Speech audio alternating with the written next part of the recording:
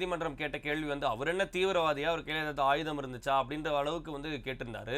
மற்ற வழக்குகள்ல ஒரு பெரிய கடத்தல் வழக்காகட்டும், இல்ல ஒரு போதைப் பொருள் கடத்தக்கூடிய விஷயமாகட்டும், கள்ளச்சாராய விஷயத்துல கைது செய்யப்படக்கூடியவங்களாகட்டும், ஒரு பிரபலங்கள் கைது செய்யப்பட்டா அவங்கள வந்து இந்த மாதிரியான முறையில வந்து ஹேண்டில் பண்றது இல்ல போலீஸ். ஆனா ஒரு சாதாரண மக்கள வந்து இந்த மாதிரியான ஒரு விசாரணைக்கு வந்து கூட்டு போகும்போது, இவ்வளோ கொடூரமா தாக்கக்கூடிய நிகழ்வு அப்படின்றது, இந்த இந்த ஒப்பீடு அப்படின்றது வந்து காவல்துறை ரொம்ப கேஷுவலா அத எடுத்துக்கிறாங்களோ, ஒரு பிரபலங்கள் எதுவும் கை வச்சா பிரச்சனை ஆயிடும்.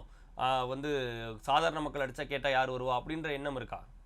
கட்டாயமா. ஏன்னா, அதுதானே இன்னைக்கு பெரிய எவிடென்ட்டா நீங்க சொல்லக்கூடிய எக்ஸாம்பிள்ஸ்ல இருக்கும்போதே, இன்னைக்கு இந்த மாரி இருந்தா, இப்ப இப்ப இது நல்லா எடுத்துக்கங்களேன். இது 9 பவுனு கார்ல இருந்தது. இதுக்கே வந்து நாங்க அவ்ளோ வந்து நாங்க உயிர் போற அளவுக்கு அடிச்சு விசாரிச்சு நீதிய நிலைநாட்டக்கூடிய காவல்துறைன்னா, ம். இன்னைக்கு எத்தனாயிரம் கோடிகளுக்கு வந்து ஊழல் நடந்துகிட்டு இருக்கு, மண் கொள்ளை நடந்துகிட்டு இருக்கு, கனிம வள கொள்ளை நடந்துகிட்டு இருக்குது, போதைப் பொருள்கள் இருக்குது, கஞ்சா புழக்கத்துல இருக்கு, கெமிக்கல் ட்ரக்ஸ் இருக்குது. இவங்களெல்லாம் என்ன பண்ண போறீங்க?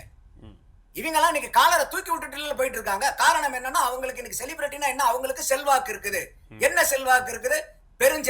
செல்வந்தர்களுடைய செல்வாக்கு இருக்கு. அரசியல்வாதிகளுடைய செல்வாக்கு இருக்கு.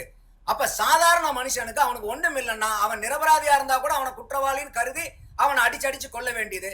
ஒரு செல்வாக்கு இருக்கிறவன் குற்றவாளியா இருந்தா கூட இவன் குற்றம் பண்ணியிருக்க மாட்டான்னு ஒரு ஸ்பெஷல் ட்ரீட்மெண்ட்.